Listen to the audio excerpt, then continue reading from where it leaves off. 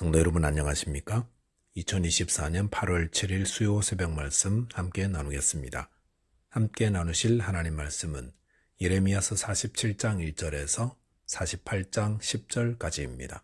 본문은 이스라엘의 주변 나라인 블레셋과 모압에 대한 하나님의 심판의 말씀입니다. 본문을 통해서 하나님의 심판을 피해야 함과 하나님을 의지해야 함에 대해서 묵상하겠습니다. 첫째 묵상할 내용은 하나님의 심판을 피해야 한다는 것입니다. 본문 2절에 보시면 여호와께서 이와 같이 말씀하시되 보라 물이 북쪽에서 일어나 물결치는 시내를 이루어 그 땅과 그 중에 있는 모든 것과 그 성읍과 거기에 사는 자들을 휩쓸리니 사람들이 부르짖으며 그 땅 모든 주민이 울부짖으리라 하였습니다. 본문에서는 블레셋의 멸망에 대한 예언의 말씀이 이어지고 있습니다. 그런데 블레셋에 임한 심판은 거대한 물로 표현하고 있습니다. 물이 북쪽에서 일어난다는 말은 북방 민족인 바벨론을 의미합니다. 바벨론은 거대한 물결처럼 일어나 시내를 이루어 휩쓸어 간다 했습니다. 큰 물이 흘러가는 모습은 얼마나 무섭습니까? 특히 계곡에 물이 불어나기 시작하면 빨리 나와야 합니다. 옷 젖는 것 생각하고 체면 생각하고 있으면 금세 불어난 물살에 휩쓸려 목숨을 잃게 됩니다. 블레셋에 임한 하나님의 심판을 휩쓸어가는 물에 비유한 것은 하나님의 심판을 거스를 수 있는 자는 없다는 것을 말해줍니다. 본문 3절에 보시면 군마의 발굽 소리와 달리는 병거 바퀴가 진동하는 소리 때문에 아버지의 손맥이 풀려서 자기의 자녀를 돌보지 못하리니라고 하였습니다. 여기 나오는 군마의 발굽 소리와 달리는 병거 바퀴가 진동하는 소리는 바벨론 군대가 쳐들어오는 모습을 보여줍니다. 그런데 그 소리가 얼마나 두려웠는지 블레셋 아버지의 손맥이 풀려버렸습니다. 위험이 닥치면 부모들은 자식을 먼저 보호하려고 합니다. 하지만 블레셋 사람들은 공포에 질려서 이 본능조차 상실해버렸던 겁니다. 하나님의 심판은 얼마나 두려운 것입니까? 그러므로 심판을 피하기 위해서라면 어떤 값이라도 치루어야 합니다. 본문 4절에 보시면 이는 블레셋 사람을 유린하시며 두로와 시돈에 남아있는 바 도와줄 자를 다 끊어버리시는 날이 올 것임이라 여호와께서 갑돌섬에 남아있는 블레셋 사람을 유린하시리라 하였습니다. 여기 나오는 두로, 시돈, 갑돌은 모두 블레셋과 동맹관계를 맺고 있는 도시들로서 유사시에 서로를 돕게 되어 있었던 것 같습니다. 하지만 바벨론은 블레셋을 공격할 때 두로와 시돈과 갑돌섬까지도 침공하였기 때문에 블레셋을 돕지 못했다 할 수 있습니다. 이것은 그 어떤 것으로도 하나님의 심판을 막지 못함을 말하는 겁니다. 본문 5절에 보시면 가사는 대머리가 되었고 아스글론과 그들에게 남아있는 평지가 잠잠하게 되었나니 네가 내 몸 베기를 어느 때까지 하겠느냐 하였습니다. 이것은 바벨론의 침공으로 황폐화된 블레셋의 모습을 보여줍니다. 몸을 벤다는 것은 아주 극한 슬픔을 당할 때 몸을 자해하는 블레셋 사람들의 풍습을 보여줍니다. 얼마나 슬프고 처참했으면 자기 몸을 베기까지 하겠습니까? 하지만 아무리 해도 그들에게 임한 심판은 피할 수 없는 것입니다. 본문 6절에 보시면 오호라 여호와의 칼이여 네가 언제까지 쉬지 않겠느냐 네 칼집에 들어가서 가만히 쉴지어다 하였습니다. 블레셋 사람들은 이 하나님의 심판이 언제 쉬게 될지 몰라 칼들에게 칼집에 들어가 쉬라고까지 하였습니다. 하지만 본문 7절에 보시면 여호와께서 이를 명하셨은즉 어떻게 잠잠하며 쉬겠느냐 하였습니다. 이것은 블레셋에 임한 하나님의 심판은 결코 멈추지 않고 그 결과 블레셋은 완전히 멸망케 될 것임을 말하고 있습니다. 이 예언의 말씀대로 BC 604년경 블레셋은 바벨론 군대에 의해 멸망당하고 역사 속에서 완전히 사라지고 말았습니다.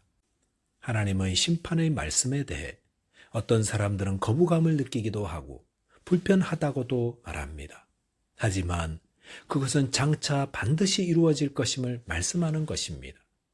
그러므로 심판을 피하기 위해서 할 수 있는 일은 무엇이든 해야 합니다. 주의 이름을 부르는 자는 구원을 얻는다 했습니다. 저와 여러분이 날마다 주님의 이름을 부르며 또 주님을 믿음으로 구원의 백성 되시기 바라겠습니다. 둘째로 묵상할 내용은 하나님을 의지하는 삶을 살아야 한다는 것입니다. 본문 예레미야 48장 1절에 보시면 모압에 관한 것이라 만군의 여호와 이스라엘의 하나님께서 이와 같이 말씀하시되 오호라 느보요 그가 유린당하였도다. 기라다임이 수치를 당하여 점령되었고 미스갑이 수치를 당하여 파괴되었으니라고 하였습니다. 블레셋에 이어 하나님은 예레미야를 통해 모압의 멸망에 대한 예언의 말씀을 하십니다. 모압은 요단강 동편에 위치하고 있으면서 늘 이스라엘을 괴롭혔던 민족이었습니다. 본문 2절에 보시면 모압의 찬송소리가 없어졌도다라고 하였습니다. 이것은 모압이 바벨론의 침입을 받아 멸망하기 때문에 그 영광과 즐거움이 사라지게 될 것임을 예언한 것입니다. 모압은 원래 포도 재배와 목축업 그리고 잘 갖추어진 무역로 때문에 경제적으로 윤택한 생활을 유지하고 있었습니다. 그런데 하나님의 심판으로 인해 더 이상 노래소리도 들리지 않고 눈 깜짝할 사이에 비참한 신세로 전락하고 말게 될 것이라 하셨습니다. 2절 중반부에 나오는 헤스본에서 무리가 그를 해하려고 악을 도모한다라는 말은 바벨론 군대가 먼저 헤스본을 점령한 후 그곳에서 모압을 멸망시킬 작전회의를 하게 된다는 것입니다. 본문 3절, 4절, 5절에 보시면 여러 도시들이 등장하고 있는데 이것은 모압의 도시들 가운데 하나님의 심판에서 제외될 도시는 어디에도 없다는 것을 알려주고 있습니다.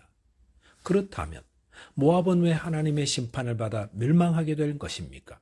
본문 7절에 보시면 네가 네 업적과 보물을 의뢰함으로 너도 정복을 당할 것이요 그 모수는 그의 제사장들과 고관들과 함께 포로되어 갈 것이라 하였습니다. 여기 보시면 모압은 그들의 업적과 보물을 의뢰하였기 때문에 정복을 당할 것이라 했습니다. 그들의 업적을 의뢰한다는 것은 무슨 뜻입니까? 그것은 자신들이 행한 일에 대한 자부심이 매우 컸다는 것입니다.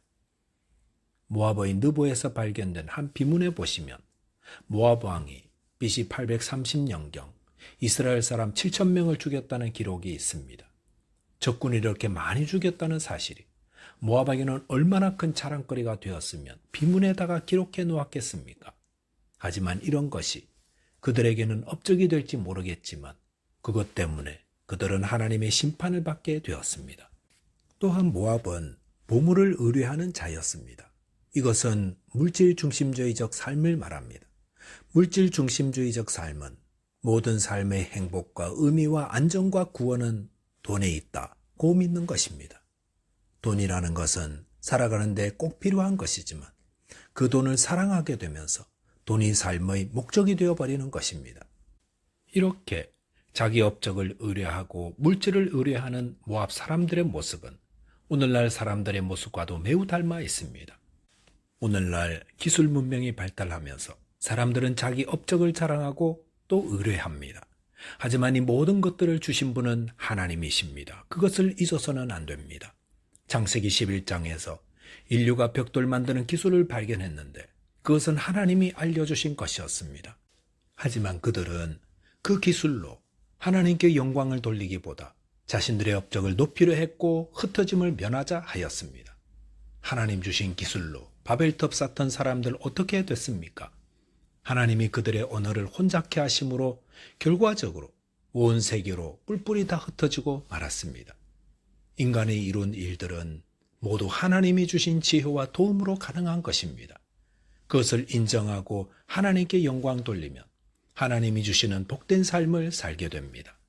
저와 여러분이 자기 업적과 물질을 의뢰하는 삶을 회개하고 하나님 중심의 삶을 통해 하나님께만 영광 돌리는 자 되시기 바라겠습니다. 기도하겠습니다.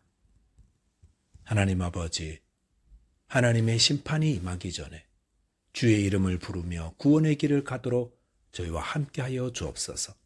또한 물질을 우상처럼 섬기지 않도록 오직 하나님만을 섬기며 사랑하는 자 되게 해 주옵소서. 예수 그리스도의 이름으로 기도하옵나이다. 아멘. 오늘도 믿음 안에서 승리하는 하루 되시기 바라겠습니다. 감사합니다.